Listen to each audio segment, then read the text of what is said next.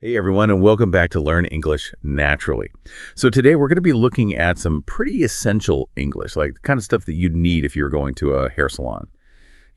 Whether you're just looking to tidy up your current style, or maybe you want to completely change things up and try a whole new look, knowing the right English phrases is going to make the whole experience a lot smoother. And it's going to help you feel way more confident too, right? Yeah, for sure. I think for anyone learning English, going through these everyday situations, like going to the salon, they're like gold. They're golden opportunities to really boost your vocab and get some real world speaking practice in. Absolutely. So we put together some key vocab and a couple of example conversations that you can listen to. And I guess the big goal today is to, give you the English skills to really chat comfortably with your hairdresser or stylist. So be prepared for some aha moments as we unpack all these key phrases and pronunciation tips. Oh, definitely. We'll break it down nice and easy, looking at essential phrases, really getting a good listen to how they sound, and most importantly, making sure we all understand what they actually mean in practice. Okay, so where should we start? Well, I guess it makes sense to begin with making an appointment. Right. Sometimes, you can just waltz right into a salon, but often, especially when they're really busy, you're going to have to book a specific slot. Yeah. So what are some fundamental questions that you might need to ask in those situations? That's a great place to start. Two really helpful questions to have up your sleeve are, do I need an appointment? And can I walk in? Or do I need to book in advance? Picture yourself calling the salon, asking, do I need an appointment? It's just a straight up way to figure out if you need to book or not. And then the other option is, can I walk in or do I need to book in advance? That one gives the person on the other end, the receptionist, two clear options for their reply. Yeah, that makes total sense. And then, let's say you do need to book an appointment. You're going to want to know when they have free slots, right?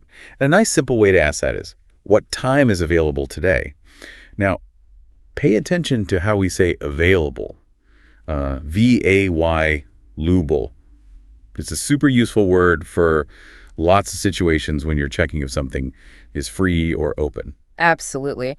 And the sort of response you might get could sound a bit like this. We've actually got a little example convo coming up. Okay, great. Let's have a listen to that. So this is a quick scenario. We've got a customer calling up to ask about a hair appointment. All right. Okay, here we go. Hi. Do I need an appointment or can I walk in? We do take walk-ins, but we're pretty slammed today. Would you like to book for tomorrow instead? Yeah, tomorrow will be great. What times are available then? We've got an opening at 10 a.m. Perfect. See you tomorrow. Nice and easy, right? Easy peasy. So you heard the customer use those two key questions that we just talked about. And the receptionist used the word opening, which in this context means a free time slot. And try to listen out for the intonation, the way their voices go up and down. It sounds very polite and helpful, don't you think? Definitely. That rise and fall, that intonation is what really helps your English sound more natural. And you'll probably notice that questions, a lot of the time, they've got this rising intonation right at the end. It's subtle, but it makes a big difference in how your English comes across. Totally. All right, so you've booked your appointment. Fantastic. Now comes, what many people would say is the most important part, talking about your hair, right? There's a whole bunch of vocabulary for different kinds of haircuts and treatments. So where do we begin? Where do we even start with all of this? Okay, let's start with the most basic term, the general word for getting your hair cut. It's, haircut. Simple as that. Now, a trim, that's when you only want a tiny bit taken off, often just the ends. Usually people do this to get rid of split ends, those damaged ends that can show up. Split ends. Split, like when something divides or breaks apart and ends, like the very tips. Right, exactly. Split, like when something divides, and ends the tips of your hair. And then when we're talking about, the style of a haircut, layers are super common. Yeah. Layers, that just means your hair's cut at different lengths, and it can give your hair more volume, make it look fuller, give it more movement. Layers, imagine it like steps in your hair. Perfect. And then we've got bangs, which you might also hear called a fringe, particularly in British English. And this is the hair that falls over your forehead. So you're right, bangs is more of an American English term, while fringe is what they'd say in British English. But they both mean the same thing, talking about the same part of your hairstyle. I just find it fascinating how even within English-speaking countries, the language can be a bit different. Yeah, that's so true. Those regional differences are fascinating. And then for really short styles, we have the buzz cut, which is like super short, all the hair is the same length. Think of the sound of a buzzing clipper. That's where the name comes from, buzz cut. And then there's the undercut, where the hair on the sides and back is really short and often a lot shorter than the hair on top. You undercut. And notice the emphasis on that first part of the word, you undercut. Exactly right. Okay, so moving on to different hair treatments you might fancy. Well, we all know shampoo for washing your hair, and then there's conditioner, which you'd usually use after you've shampooed to make your hair all nice and smooth and less tangled. Yeah, and then there's hair dye, if you're feeling like a bit of a change, if you want to change the color of your hair. So dye is the verb, it's the action, it's what you're doing to change the color. And hair dye is the actual product, the stuff you use. Right. Lots of folks go for highlights these days. That's Yeah. where you get strands of hair that are made lighter than your natural color. It just gives it a bit of brightness and depth. Highlights. Yeah, highlights. And then we've got the blow dry, which is just drying your hair, but using a hair dryer. And often you use a brush as well to style it at the same time, so you might get it all smooth, or you might want some volume. Right. If you want it straight, you might ask for it to be straightened. This can be done temporarily with those hot styling tools, or sometimes they do it with longer lasting chemical treatments. Okay. And if you want it to have curls, well, you'd ask for it to be curled. Again, that can be done with heat or sometimes with a perm, which is a chemical treatment. Right, perms, yeah. And of course, the hairdresser uses specific tools to work their magic. I guess the main ones you'll hear about are scissors. Listen to the is sound at the beginning and end. Scissors. Scissors. And then sometimes they'll use a razor to cut or style your hair, which is basically a very sharp blade. Razor. Absolutely. Now, it's really important to get these key words sounding right. To build up your confidence, why don't we practice a few practical phrases that you might actually use when you're describing the haircut you want? What do you think? Yeah, sounds good. Let's really nail how to say these phrases clearly so that it sounds natural. So first step, a really basic request. I'd like a haircut, please. Now, notice the contraction, I'd. That's just a shorter way of saying I would. I'd like a haircut, please. Go on, give that a try yourself. Perfect. How about if you only want a little bit off? Just the ends, maybe, you could say. Just a trim, not too short. And really emphasize not too short, so there's no room for misunderstanding. Just a trim, not too short. Give that one a go. Okay, now if you're looking to add layers, the phrase you'd use is, can you add some layers? And remember, this is a question. So that rising intonation at the end is going to be important. And of course, don't forget that pronunciation of L layers. Can you add some layers? Have a go. Nice. And lastly, let's say you're thinking of changing your hair color completely. A phrase you could use is, I want to dye my hair brown. Now, brown is just an example color, of course. Feel free to switch it out with whatever color you have in mind, blonde, black, red. I want to dye my hair brown. Give it a try. Imagine the color you'd choose. Great. Now picture this. You've walked into the salon and the stylist greets you with a big smile.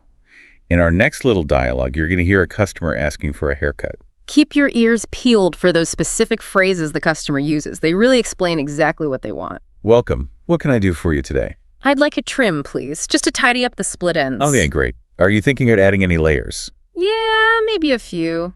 But not too short, please. I want to keep the length. Absolutely, no problem at all. So let's get started, shall we? Nice. So the stylist kicked things off with a friendly, a really common question. Welcome, what can I do for you today? It's a pretty standard way to get the conversation going. And the customer, well, they asked for a trim, and then they said exactly why they wanted it, just to tidy up those split ends. I think it gives the stylist a clear idea of what needs to be done. And then the stylist followed up with another question to double check what the customer wanted. Are you thinking about adding any layers? And notice how the customer responded. They said, yeah, maybe a few, but not too short, please. I want to keep the length. It's so important to communicate stuff like that so there are no misunderstandings, and so you end up with the haircut you were hoping for. Oh, definitely. Yeah. Being as specific as you can really helps the stylist understand, what you want your hair to look like. What are some other ways you might ask for specific things? Like, let's say you want your bangs or your fringe to be shorter. What could you say? Well, you could try something like, can you cut my bangs a little shorter? Using little, there shows you don't want a drastic change, just a slight adjustment. Right, a little shorter. Now, if you were after an undercut, you'd be clear about it. You could say, I'd like an undercut on the sides. Again, being specific about where exactly you want it, in this case, on the sides, is super important to getting the style you're after. Makes sense. Okay, now, what if you're not going for a haircut this time, but you're actually there for a specific hair treatment. In this next dialogue, we're going to focus on how you would ask for different kinds of hair treatments. Listen out for the different treatments the customer asks about, and also pay attention to the important questions they ask the stylist. They really make sure they're on the same page. I'd like to dye my hair dark brown, please. Of course. Would you prefer a permanent dye or a semi-permanent one? Semi-permanent, please. And how long will that last? A semi-permanent usually lasts around 6 weeks. We also recommend a deep conditioning treatment afterwards, just to keep your hair in tip-top condition. Sounds good. Let's go ahead with that then. All right, so in that example, the customer knew that they wanted to dye their hair, and they specifically said what color they wanted, dark brown. Then the stylist clarified, what kind of dye, permanent or semi-permanent. Permanent dye is designed to last until your hair grows out and gets cut, whereas semi-permanent dye gradually fades over time. And the customer has a really good question too. And how long will that last? It's always good to check those practical details. And the stylist gave them a rough idea. A semi-permanent usually lasts around 6 weeks. And then the stylist recommended a deep conditioning treatment. That's a special treatment that's designed to really nourish the hair and get it nice and healthy, which can be especially good after you've had it colored. Right. Now, let's say you're not sure about the range of treatments the salon offers. You could ask a more general question like, do you offer hair treatments? And then if you know you're interested in something in particular, like highlights, you could just say, can I get some highlights? Yeah. It's nice and direct and clear. Absolutely. And if your goal is to have straighter hair, you might say something like, I want a keratin treatment to straighten my hair. A keratin treatment is a specific chemical treatment that makes your hair, smoother and straighter, and it can help with frizz too. Okay, so let's imagine you're in the chair and you're in the middle of your haircut or treatment. What are some useful phrases you might need during that time? So sometimes when the stylist's cutting, you might realize you want a bit more taken off. If that happens, you can politely say, can you cut a little more off? On the other hand, if you're not happy with something, it's important to say something, but you want to do it politely, of course. So you might say something like, oh, that feels a bit too short. Would it be possible to adjust it a bit? It's direct, but it's still respectful. Yeah, and hopefully you'll be totally happy with the end result.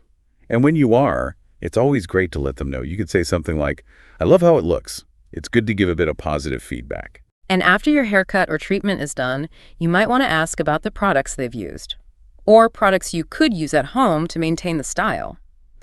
A good question to ask is, do you have any styling products you'd recommend? And of course, you'll want to know the price. So you could simply ask, how much is it? And as you're leaving the salon, a polite way to say goodbye and to let them know you were happy with their service is to say something like, thank you so much. I'll definitely come back next time. It just leaves a good impression. Okay, so we've come to the end of our deep dive into the English you need at the salon. And remember, the best way to learn all of these phrases is to actually practice using them. The more you get used to these words and phrases, how they sound when spoken, the more confident you're going to feel when you visit a salon where they speak English. Yeah, 100%.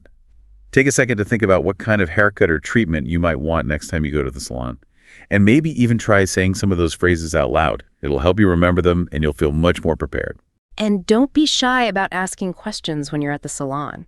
Hairdressers are used to helping people and making sure they're happy. Good communication is the key to a great salon visit. That's so true. Thanks so much for joining us on Learn English Naturally. We really hope this deep dive was useful and that you'll feel more confident next time you're at the hair salon.